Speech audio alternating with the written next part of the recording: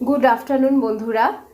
আজকে ভেন্ডি আর আলু দিয়ে একটা চচ্চড়ি করব, আর এই রেসিপিটাই আজকে তোমাদের সাথে শেয়ার করব।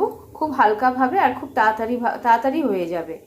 এখানে আমি কিছু ভেন্ডি কেটে নিয়েছি আর আলু কেটে নিয়েছি। আলু কেটে জলের মধ্যে ভিজিয়ে রেখে দিয়েছি।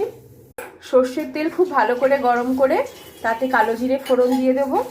এবার আগে থেকে নুন হলুদ মাখানো আলুগুলো এর মধ্যে গরম তেলে ছেড়ে দেবো। আলুটা ভাজা ভাজা হয়ে গেছে।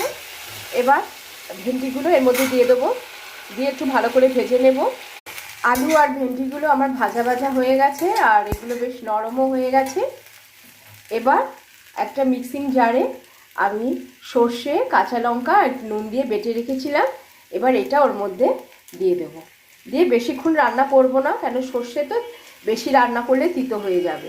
একটু অল্প নাড়াচাড়া করে ঢেকে দেব, দিয়ে গ্যাস বন্ধ করে দেব। এবার এর মধ্যে মশলা কাঁচানোর জল আর সামান্য জ্যাগারি পাউডার অ্যাড করে দিয়ে ভালো করে নাড়িয়ে নেব।